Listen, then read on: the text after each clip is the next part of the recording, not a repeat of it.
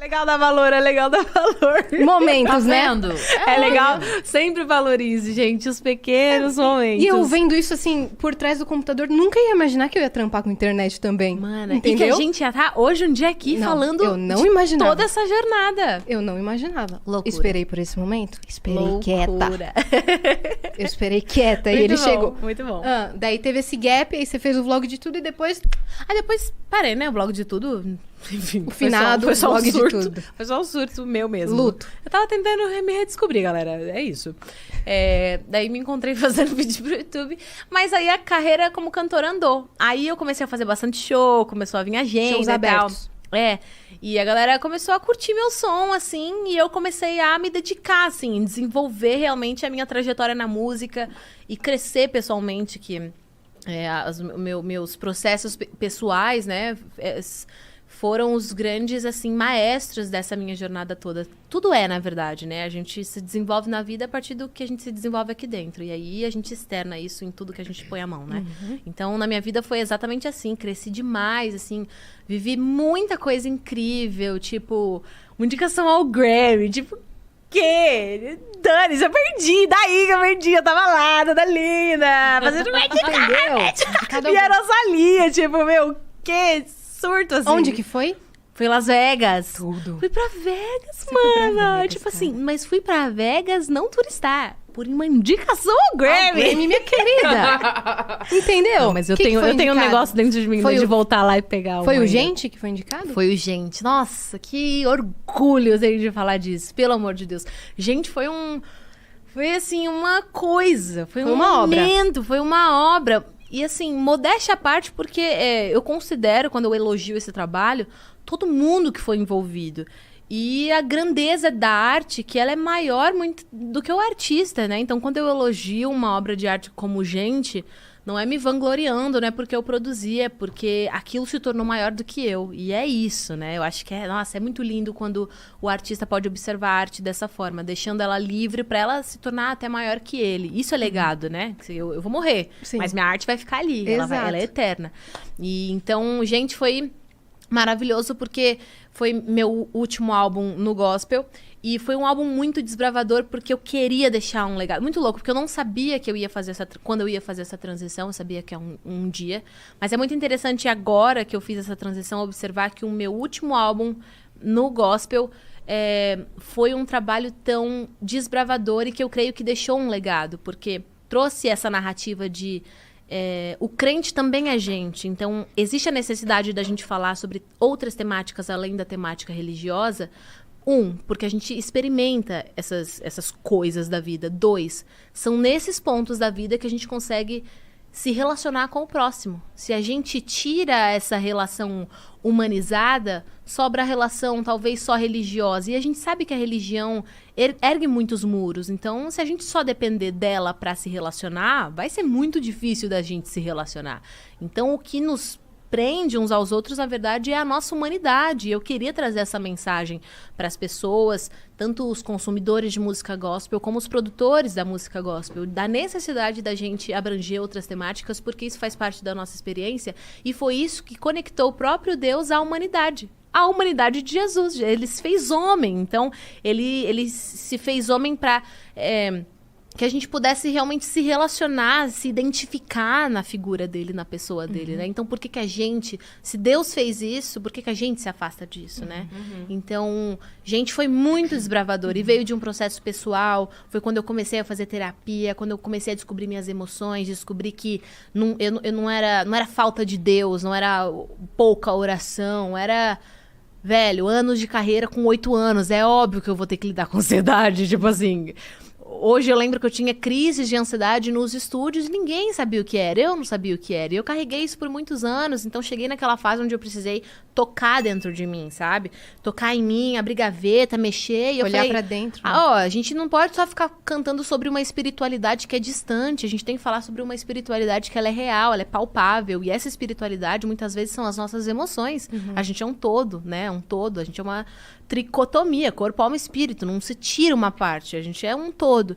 Então, foi nesse processo pessoal que eu me despertei e falei, preciso fazer uma obra de arte que reflita isso e que reverbere, sabe?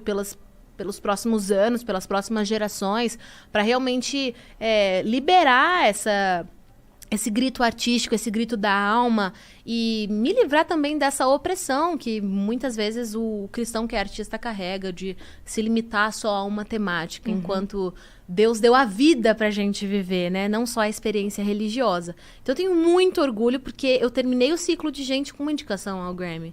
E eu não acreditei, foi um ano depois, assim, do lançamento, eu achei que já estava feito tudo que tinha pra ser feito. Quem que produziu, gente? O nome dele é Johnny S., ele é um baita de um produtor. Foi muito legal trabalhar com ele. Então, e foi um álbum, assim, que ajudou tanta gente. Eu tenho muito orgulho. Você furou a bolha, cara. Porque foi muito não legal. Tava furando a bolha. Por exemplo, você chegou numa comunidade de amigos minha que não é nem cristão, tá ligado? Esse sempre foi o meu objetivo, né? Assim, meus pais, eu carrego muito esse DNA dos meus pais. Na época que eles eram líderes de igreja, eles eram muito pra frentex, assim. A nossa igreja era uma igreja bem tradicional. Inclusive, quando eu cantei na TV pela primeira vez, não podia cantar gospel. Então, eu cantei, sei lá, Ruge, Vanessa Camargo. E a gente foi expulso da igreja que a gente era na época. Porque tava cantando música do mundo. E meus pais sempre me conscientizaram, tipo, Deus não tem nada a ver com isso, a gente vai encontrar uma outra comunidade que entenda, mas o seu sonho provavelmente é Deus que tá, senão as coisas não... nele, né? Senão as coisas não estariam acontecendo. Então não precisa abrir mão do seu sonho, porque alguém te falou que você não pode cantar essa música, sabe? Então, meus pais sempre carregaram esse DNA, assim, de ouvir a voz de Deus acima da voz da religião do homem, que o homem cria, né? Existe uma religião que Deus criou pra gente, que é... A própria Bíblia fala, a religião que Deus pede da gente é você se apartar do mal, cuidar do órfão, da viúva, e é isso aí. Que é o quê? Se importar com o próximo, amar Deus sobre todas as coisas, o próximo como a si mesmo. Essa é a religião, né? E não o pode, não pode cantar música. Não pode cantar música. Isso é invenção humana, sabe? Então, meus pais sempre foram muito inteligentes, tiveram uma fé muito inteligente e me criaram nessa fé inteligente. Então, eu sempre pensei, eu sempre quis interpretar a Bíblia, descobrir, e não só absorver tudo que falavam, mas passar pelo filtro que é a pessoa de Jesus. Então, eu sempre me eduquei nessa forma, a minha fé. Então, foi muito interessante todo esse processo, que foi concluído com uma expressão artística e que foi muito legal, assim. O objetivo realmente é tornar a mensagem... comunicável. Ela é comunicável, mas digo... tornar ela interpretável, sabe? Tipo, fazer simples. Todo mundo entender. Ela já é simples, a gente complica. Então, foi muito legal. Tenho um baita orgulho desse álbum. Um baita orgulho. É uma baita mensagem mesmo. E chega...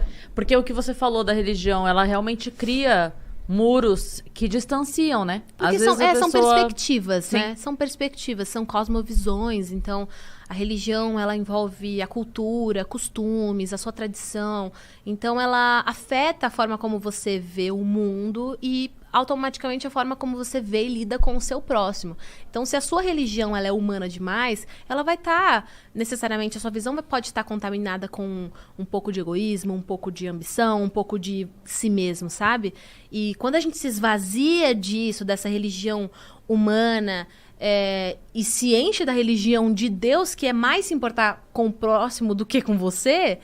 A figura muda, né? Então, a forma como a gente se relaciona muda. Então, eu tomo muito cuidado com isso, assim.